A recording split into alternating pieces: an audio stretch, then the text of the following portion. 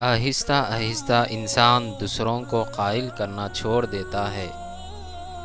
اسے سمجھ آ جاتی ہے کہ کس کی کتنی پرواہ کرنی ہے، کس سے کتنی امید رکھنی ہے اور کس سے کتنا فاصلہ رکھنا ہے۔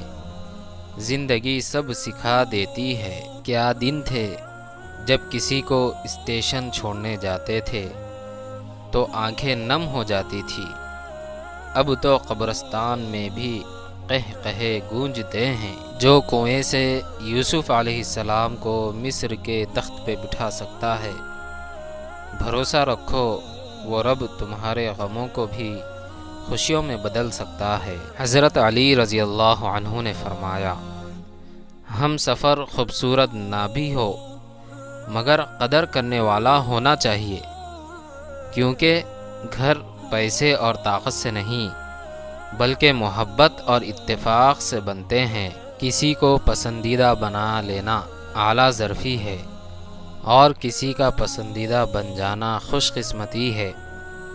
خوش قسمت اگر تکبر نہ کرے تو سونا ہے، اور اعلیٰ ظرف اگر منافق نہ ہو تو ہیرا ہے۔ ایک زمانہ تھا جب لوگ باتوں باتوں میں حوصلہ بڑھایا کرتے تھے، اور آج کل لوگ باتوں باتوں میں بلڈ پریشر بڑھا دیتے ہیں۔ اپنوں کی غلطیاں بھی اپنی ہی ہوتی ہے، مل جل کر سدھار لینی چاہیے۔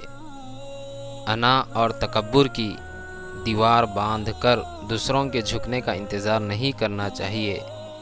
یہی رشتوں کے باقی رہنے کا راز ہے۔